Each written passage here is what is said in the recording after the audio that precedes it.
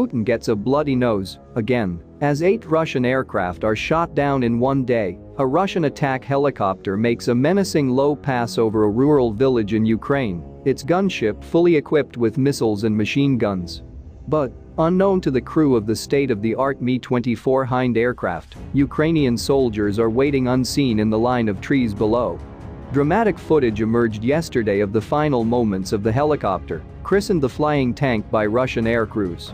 As it makes its approach, the defending troops fire a rocket skywards from a frost-covered field about 25 miles outside the capital Kyiv. The warhead fizzes, leaving a trail of white smoke in its wake. It locks onto its target before the crew can engage their infrared jammers and flare dispensers. The invaders receive a brutal and direct hit. The helicopter explodes instantly, sending brilliant orange flames bursting from the engine.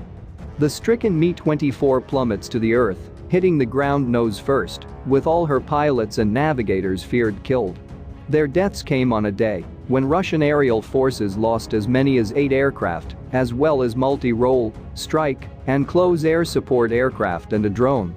Their losses, claimed by Ukrainian military sources, provide further evidence of Russia's failure to gain air superiority, a tactical advantage that Vladimir Putin thought would be achieved on the first day of the war. But 10 days later, the Russian president's much-vaunted air force is still being picked off in ambushes by highly mobile Ukrainian air defense units equipped with the latest shoulder-fired rocket launchers. In the incident pictured above, the Ukrainians are thought to have used a specialist short-range weapon system, the Polish PPZ-RPORUN, which is ideal for targeting low-flying helicopters.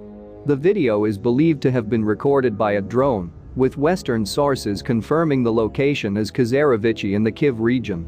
In another remarkable development yesterday, Putin came under pressure from his own soldiers to stop the war. At a press conference in Kyiv, captured Russian troops condemned the mission and called on their fellow citizens to rally against the conflict.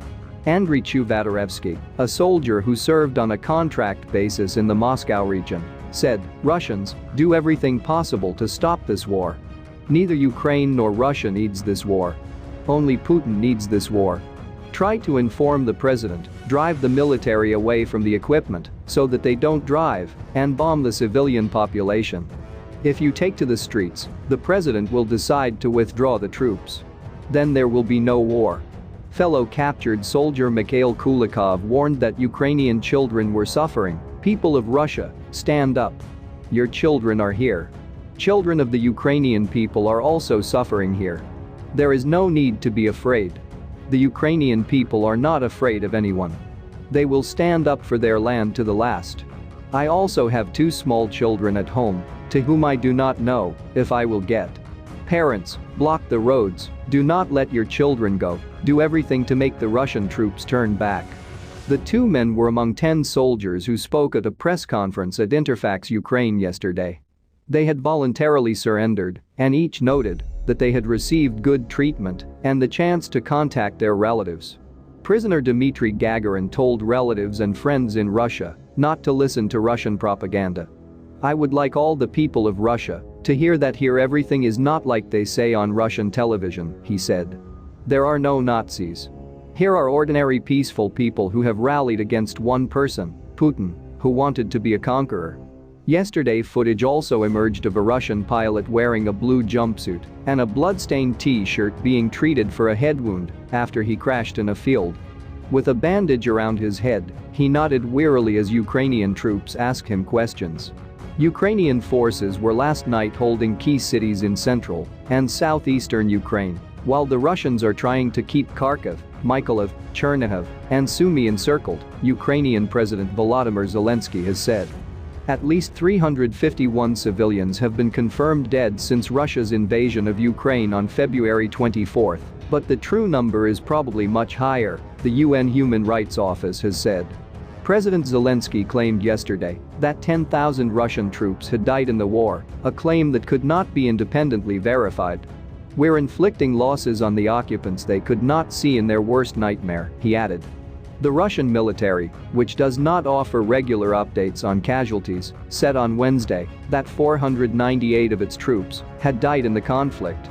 Ukraine's military might is vastly outmatched by Russia's, but its military and volunteer forces have fought back with fierce tenacity since the invasion.